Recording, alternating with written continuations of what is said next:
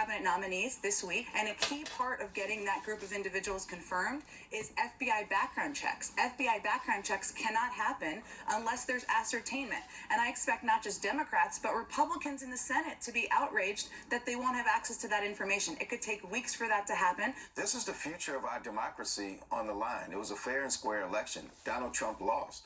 And so at some point we have to move on. But this Republican Party has been very reluctant to stand up and tell the emperor that he wears no clothes.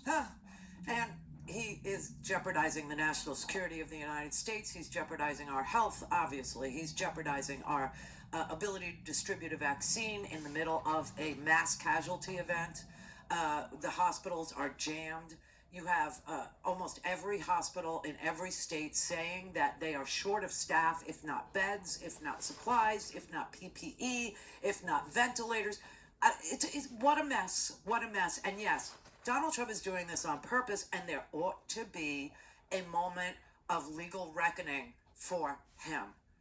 You cannot let him walk away without being accountable for this horrible situation, this death that's all around us. You can't let him just skate because he managed to weasel into the presidency. I think what the last caller from Texas was trying to say, Russell was trying to say, is we didn't cry. We were much more gracious, and the margin of victory for Donald Trump in 3 states was less than 77,000 votes. Right? All 3 states, Michigan, Wisconsin, and Pennsylvania. Right? And we didn't demand 40,892 recounts and have trouble certifying at the state level and have trouble certifying at the county level and and go to the Supreme Court of the state. We didn't do that. Hillary took a moment, and the next morning she congratulated him and wished him well. Barack Obama called Donald Trump and invited him to the White House. The 2 first ladies met, and Kelly McEnany tries to get on the TV and lie about this. She just lied about this. Well, they never recognized Donald Trump as legitimate president. They never did that. And obviously that's not true. Donald Trump at his inaugural thanked Mr. and Mrs. Obama for their gracious and awesome help in the transition.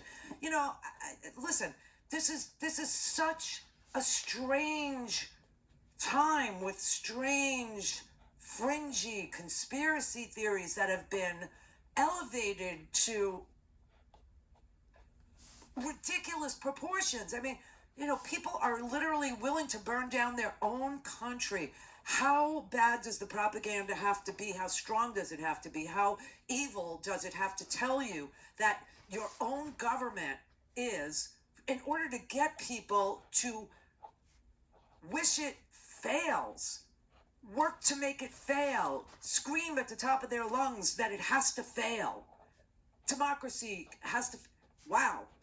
But we never had this kind of media, but we always had Fox News. I mean, as long as I've been broadcasting, they've been doing this to people, but it just got added to with Breitbart and Newsmax and Christopher Ruddy and the Steve Bannons and the lunatic fringe. I mean, they just kept going and going and going and going, and people would excuse every single thing he did, no matter how ugly, no matter how racist, no matter how deadly, no matter how cheating, no matter how below board it was. I mean, his daughter, they talk about this Chinese communist thing, and his daughter got, I can't tell you how many patents did she get for everything from supply, beauty supply to dresses to coffins from China while she was a senior White House advisor. Oh, please. And this is the small stuff.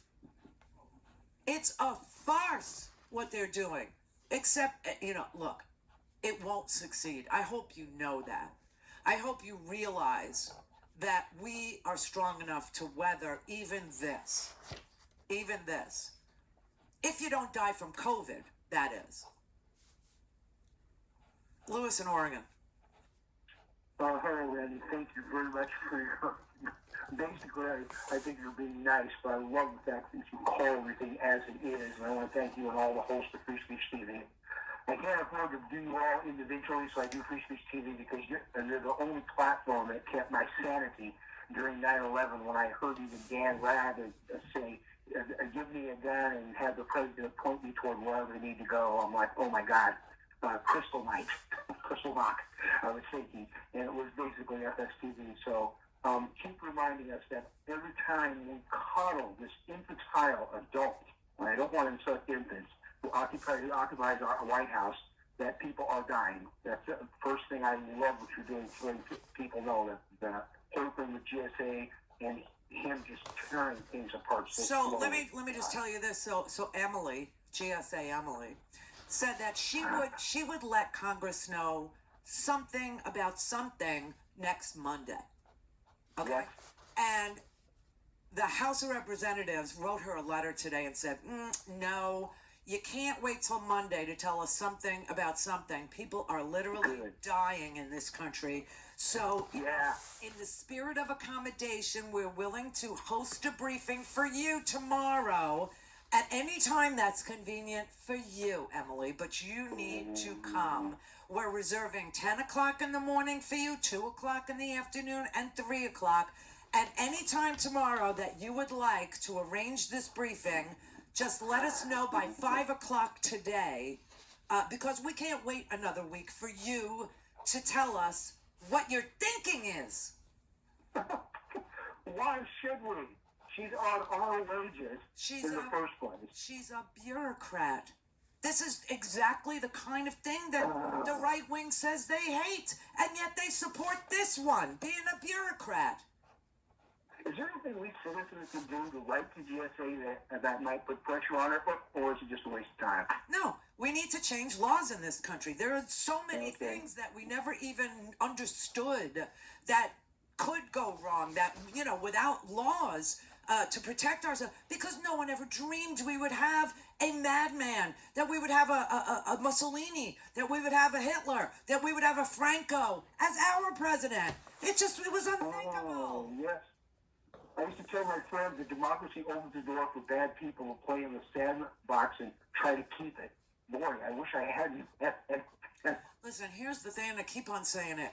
Democracy is an experiment. Why? Because it depends on people entering into this contract called the oath of office, that they will respect the norms, that they will uphold constitutional principles, that they will protect and defend.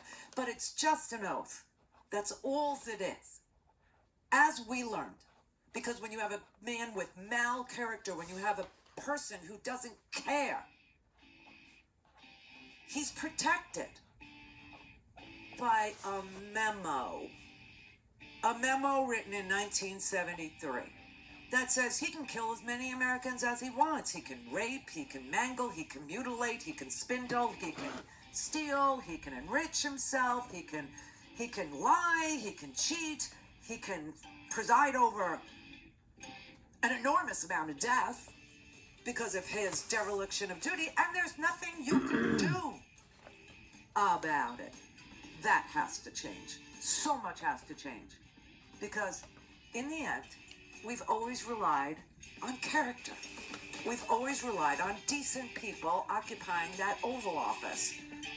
This man has no relationship to decency, to morality, to anything.